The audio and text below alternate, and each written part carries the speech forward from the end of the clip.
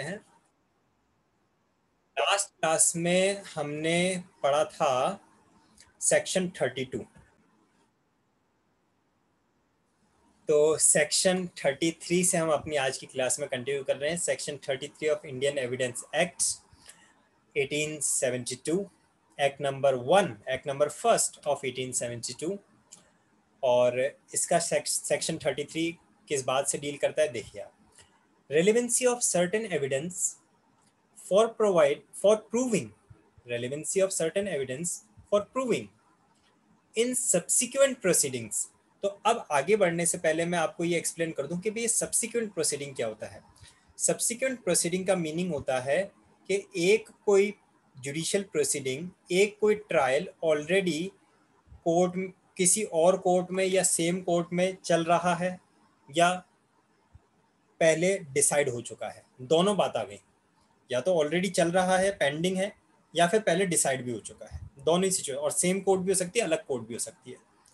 और अब कोई दूसरा ट्रायल या कोई दूसरा प्रोसीडिंग, जुडिशियल प्रोसीडिंग है, और उसमें किसी एविडेंस की ज़रूरत है, और वो एविडेंस ऐसा एविडेंस है जो किसी पहले वाली प्रोसीडिंग में यूज़ किया गया था।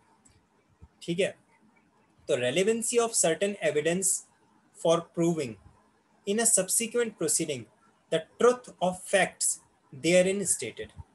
फॉर एग्जाम्पल, मैं आपको पहले एग्जाम्पल देता हूँ, उसके बाद हम पढ़ेंगे कि इसमें क्या लिखा हुआ है, वो हम बाद में पढ़ेंगे। मेरा एक केस चल रहा है किसी कोर्ट में, और उस कोर्ट में मैंने एक कोई डीड, कोई विल, कोई एक डॉक्यूमेंट प्रेजेंट किया, और उस डॉक्यूमेंट्स में मैंने अपनी तरफ से कोई कुछ एडमिशंस दिए हैं, कुछ कन्फेशंस दिए हैं। ठीक है, वो केस फाइनलाइज हो गया, खत्म हो गया, क्लोज हो गया, उसका जो भी डिसीजन होना था हो गया। मेरी डेथ भी हो गई। ठीक है, जिस केस में प्रेजेंट किया था उसको केस का डिसीजन आ चुका है, और जिस पर्सन ने उसको प्रेजेंट किया था उस पर्सन की डेथ हो चुकी है। लेकिन यह है कि वो वाला जो डॉक्यूमेंट है वो उस केस में तो एज एन एविडेंस एडमिट हो गया था। ठीक है, इतना क्लियर है। अब आफ्टर माय डेथ एक नया केस, एक नया सूट, एक नया प्रोसीडिंग स्टार्ट हुआ, जिसको हम बोल रहे हैं सब्सिक्वेंट प्रोसीडिंग। अब क्या सब्सिक्वेंट प्रोसीडिंग में नए सूट, नए केस में सेम एविडेंस को लिया जा सकता है क्या? क्या उसकी रेलेवेंसी मानी जा सकती है क्या? आंसर है यस, बाय ऑल मीन्स। क्योंकि प्रीवियस प्रोसीडिंग में उसे प्रूव किया जा चुका था। हाँ, उसमें अगर वो प्रूव नहीं हुआ था तो फिर एक प्रॉब्लमेटिक हो सकती है बात। लेकिन क्योंकि प्रीवियस सिचुएशन में वो प्रूव किया जा चुका था, और अब सब्सिक्वेंट प्रोसीडिंग में मेरा आना पॉसिबल है नहीं। क्यों? क्योंकि मैं अब इस दुनिया में रहा नहीं। और या फिर चलिए डेथ ना हुई हो, और कोई ऐसा रीज़न हो जाए जिसकी वजह से उस विटनेस को तो लाना पॉसिबल नहीं है, लेकिन उस विटनेस के उस डॉक्यूमेंट को लाना पॉसिबल है। ऐसा डॉक्यूमेंट जो प्रीवियस किसी प्रोसीडिंग में प्रूव हो चुका था। तो क्या इस सब्सिक्वेंट प्रोसीडिंग में भी उसे रेलेवेंसी दी जाएगी? तो आंसर है क्लियर यस। ठीक है, बस यही इसमें। अब मैं इसको पढ़ता हूँ, इसमें क्या लिखा है। Evidence given by a witness in a judicial proceeding. तो किसी एक विटनेस ने, किसी एक गवाह ने किसी जुडिशियल प्रोसीडिंग में कोई एविडेंस दिया। Evidence given by a witness in a judicial proceeding. किसी एक गवाह ने किसी एक जुडिशियल प्रोसीडिंग में एक एविडेंस दिया। Is relevant for the purpose of proving. वो रेलेवेंट लिया जाएगा प्रूव करने के लिए। चलिए इस वाले को मैं मिटा देता हूँ, इसको हटा दीजिए बीच में से। वापस से पढ़ रहा हूँ मैं, पहले अंडरलाइन कर देता हूँ। इन अ सब्सिक्वेंट प्रोसीडिंग, इसको ले लेते हैं, is relevant in a subsequent proceeding. ठीक है, अब जो अंडरलाइन किया हुआ उसको मैं पढ़ रहा हूँ, उसको एक बार देखिए दोबारा से। क्या लिखा है? Evidence given by a witness in a judicial proceeding. एक किसी गवाह ने किसी जुडिशियल प्रोसीडिंग में कोई साक्ष्य दिया, वो रेलेवेंट होगा, वो सुसंगत होगा इन अ सब्सिक्वेंट प्रोसीडिंग। बीच का अगर आप वो हटा देते हो तो पूरा सेंटेंस समझ में आ गया आपको कि वो बाद की किसी सब्सिक्वेंट प्रोसीडिंग में भी रेलेवेंट होगा। फिर बीच का आप जोड़ लो उसमें, क्या लिखा है बीच में, ये लिखा है for the purpose of proving. तो सब्सिक्वेंट प्रोसीडिंग में भी अगर कुछ प्रूव करने की जरूरत पड़ रही है तो उसमें उसको रिलेवेंट लिया जाएगा। और तो या तो सब्सिक्वेंट प्रोसीडिंग और in a later stage of the same proceeding. अच्छा, ये भी इंपॉर्टेंट चीज आ गई भाई। सब्सिक्वेंट प्रोसीडिंग तो मैंने बताया किसी और कोर्ट में या सेम कोर्ट में कोई दूसरा प्रोसीडिंग है, पहले वाला नहीं है। पहले वाला पेंडिंग भी हो सकता है, पहले वाला डिसाइडेड भी हुआ हो सकता है, लेकिन ये नया वाले में है।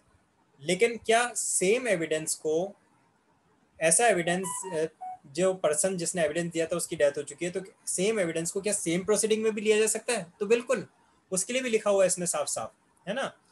या तो सब्सिक्वेंट प्रोसीडिंग में या फिर in a later stage of the same proceeding. Same proceeding में भी दोबारा से अगर उसको लिया जाए तो दोबारा भी लिया जा सकता है। ऐसा नहीं कहेंगे कि अरे वो तो एविडेंस 2 साल पहले उसने दिया था और अब तो वो पर्सन की डेथ हो गई, अब उसके एविडेंस को हम नहीं माने।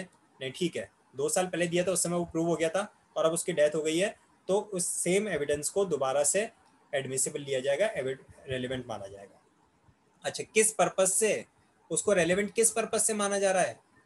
The truth of facts which it states when the witness is dead. तो किस बात के लिए उसको रेलिवेंट माना जा रहा है? उस एविडेंस को फैक्ट्स का ट्रुथ प्रेजेंट करने के लिए, साक्ष्यों की सच्चाई को प्रूव करने के लिए, साबित करने के लिए। ऐसे साक्ष्यों की सच्चाई जिसे उसने पहले अपने एविडेंस में कहा था और अब उस विटनेस की डेथ हो चुकी है, तो उसके प्रायर एविडेंस को सेम प्रोसीडिंग में लेटर स्टेज पे भी यूज़ किया जा सकता है और सब्सिक्वेंट प्रोसीडिंग में भी यूज़ किया जा सकता है। हाँ, इंपॉर्टेंट चीज़ है कि याद रख लेना, क्या? If the witness is dead.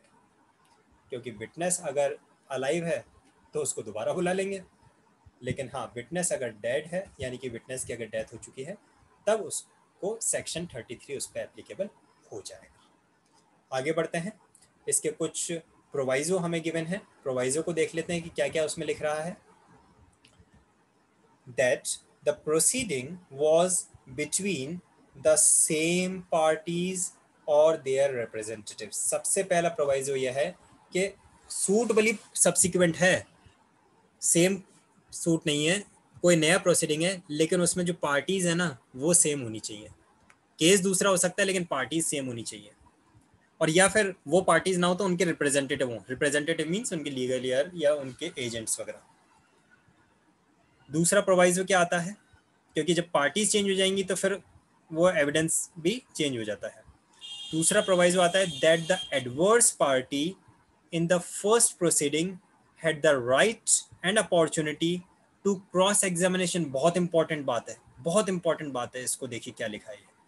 ये लिख रहा है कि जो एडवर्स पार्टी है, एडवर्स पार्टी मतलब जो जिसके अगेंस्ट में वो एविडेंस दिया गया था, जिसके अगेंस्ट में वो एविडेंस दिया गया था। मैंने एविडेंस दिया था कोर्ट में जाके, मैंने गवाही दी थी, और जिस मिस्टर एक्स के अगेंस्ट में मैंने गवाही दी थी, वो मिस्टर एक्स मुझे क्रॉस एग्जामिन कर पाता अगर उससे पहले ही मेरी डेथ हो गई, यानी वो मुझे क्रॉस एग्जामिन नहीं कर पाया, तो फिर वो मेरी जो एविडेंस है वो ना तो उस केस में एडमिसिबल होगी, ना ही सब्सिक्वेंट प्रोसीडिंग में होगी। क्रॉस एग्जामिनेशन का मीनिंग समझते हैं ना आप लोगों ने? मूवी सीरियल्स में भी देखा होगा, एक गवाह आता है, पहले एक जज उसको एग्जामिन करता है जिसको हम बोलते हैं एग्जामिनेशन इन चीफ, फिर वो जाके बैठ जाता है, अपोजिट पार्टी वाला वकील आके उसको क्रॉस एग्जामिनेशन करता है, यानी कि उससे वापस क्वेश्चन रिक्वेश्चन करता है कि ये तुमने अभी ये ऐसा ऐसा बोला है, इसको प्रूव करो, ये वापस बताओ, क्रॉस एग्जामिन। तो जो विटनेस था, अगर विटनेस का एडवर्स पार्टी ने, एडवर्स पार्टी यानी कि जो अपोजिट पार्टी है, उसने क्रॉस एग्जामिनेशन कर लिया था फर्स्ट प्रोसीडिंग में, तभी उसको इस सब्सिक्वेंट प्रोसीडिंग में रेलेवेंट माना जाएगा। अगर उसका क्रॉस एग्जामिनेशन नहीं हो सका था फर्स्ट प्रोसीडिंग में, तो ना तो उसको फर्स्ट प्रोसीडिंग में रेलेवेंसी मिलेगी, ना ही उसको इस सब्सिक्वेंट प्रोसीडिंग में रेलेवेंसी मिलेगी। क्योंकि जब क्रॉस एग्जामिनेशन में तो कई बार तो जो विटनेस होता है वो हॉस्टाइल हो जाते हैं, पता चल जाता है तो झूठ बोल रहे हैं। तो जब वो क्रॉस एग्जामिनेशन के थ्रू हो पाता है, और जब कोई विटनेस से हॉस्टाइल हो जाए तब थोड़ी ना फिर उसके सब्सिक्वेंट प्रोसीडिंग में उसको एडमिसिबिलिटी दी जाएगी। तो ये सेकंड पॉइंट बहुत इंपॉर्टेंट था कि क्रॉस एग्जामिनेशन उस विटनेस का जरूर हुआ होना चाहिए उस फर्स्ट प्रोसीडिंग में, तीसरा प्रोवाइजो देखिए, that the caution in issue were substantially the same in the first as in the second proceeding.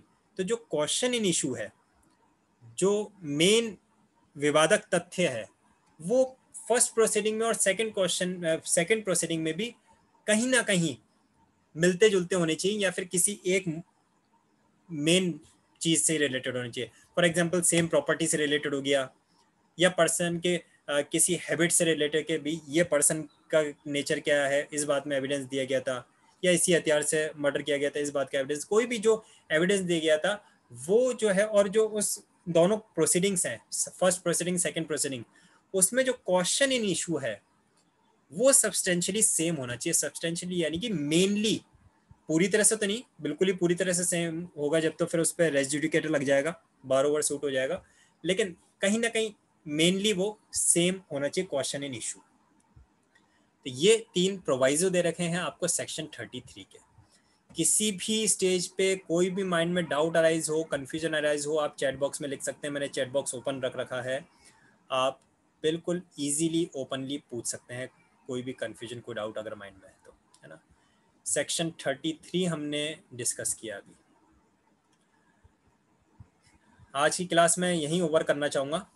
Section 34 को हम अपनी कल की क्लास में ले लेंगे ना. सेक्शन 33 से रिलेटेड अगर आपके माइंड में कोई कंफ्यूजन, कोई डाउट अराइज हो रहा है तो आप एक बार पूछ लीजिए. सेक्शन 33 कहीं ना कहीं थोड़ा बहुत मिलता जुलता है सेक्शन 32 से, या कह सकते हैं कि सेक्शन 32 का ही एक एक्सटेंशन है. सेक्शन 32 में भी डाइंग डिक्लेरेशन की बात हो रही थी कि जिस पर्सन ने जो कुछ कहा करा अब वो लाया नहीं जा सकता, और सेक्शन 33 में भी बात वही हो रही है. डिफरेंस क्या आ रहा है, यहाँ पे पर्सन ने किसी एक प्रोसीडिंग में कोई एविडेंस दिया था, और उसी प्रोसीडिंग को उसी एविडेंस को हमने किसी दूसरे सब्सिक्वेंट प्रोसीडिंग में यूज़ कर लिया है. बस वो चीज़ है. मुझे पूरी पूरी उम्मीद है कि आपको क्लियरली समझ में आ पाया होगा. और भी अगर कोई डाउट बचता है तो रिकॉर्डेड वीडियो है, मैं इसे अपलोड कर दूंगा आज रात को ही, तो आप दोबारा से एक बार देखिएगा. फिर भी अगर कोई डाउट बचेगा कल की क्लास में दोबारा डिस्कस कर लेंगे, कोई दिक्कत नहीं है. ओके.